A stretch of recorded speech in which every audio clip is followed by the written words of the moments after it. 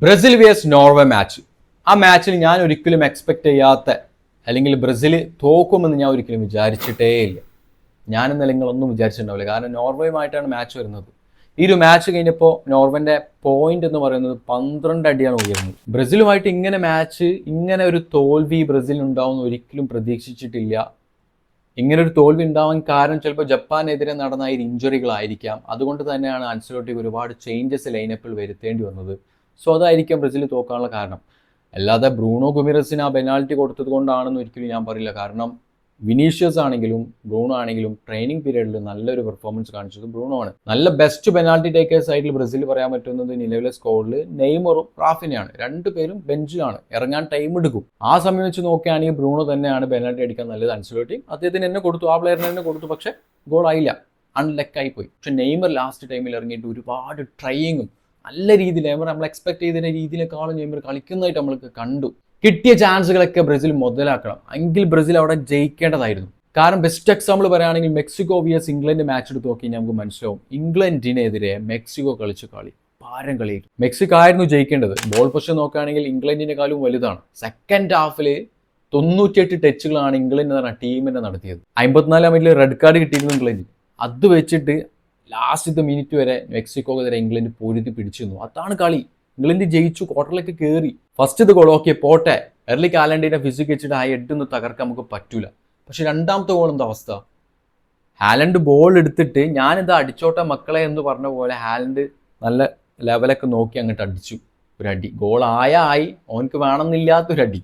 അത് അടിച്ചൊരു peak celebration വെച്ചിട്ട് Haaland പോയി. ലാസ്റ്റ് നെയ്മറിന് ഒരു പെനാൽറ്റി കൊണ്ടുള്ള കളി അവസാനിച്ച് 2-1 ബ്രസീൽ തോറ്റു. ലാസ്റ്റ് ആ ലെജൻഡ് നെയ്മർ കരഞ്ഞുകൊണ്ട് പോണ് കണ്ടപ്പോൾ ഭയങ്കരമായിട്ട് സങ്കടമായിരുന്നു. രണ്ടാമത് ഇന്നലെ റൊണാൾഡോയും പോയി. ഞാനൊരു പോർച്ചുഗൽ ഫാൻ ആണെങ്കിലും സീസണിലെ തുടക്കം മുതൽ, വേൾഡ് കപ്പിൻ്റെ തുടക്കം മുതൽ അപ്പത്തെ പെർഫോമൻസ് ആണ് പോർച്ചുഗലിൻ്റെ ടീം കാണിച്ചുകൊണ്ടിരുന്നത്.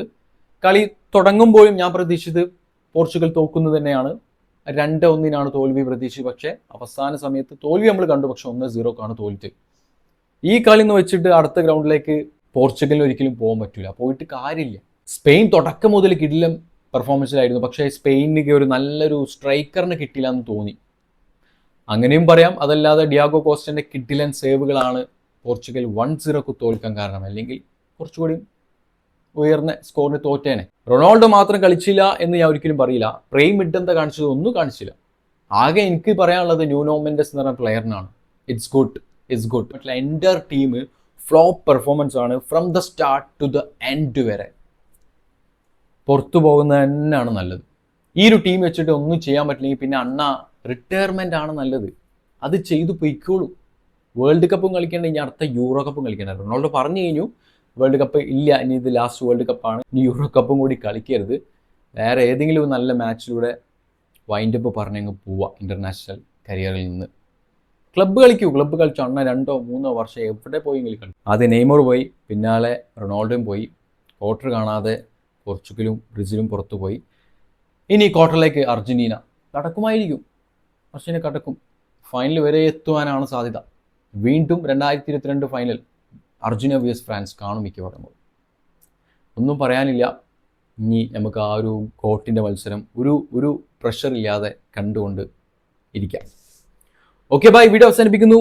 വീഡിയോയെക്കുറിച്ചുള്ള അഭിപ്രായങ്ങളും കാര്യങ്ങളൊക്കെ കമൻറ്റ് ബോക്സിൽ കമൻറ്റ് ചെയ്യുക. ബൈ.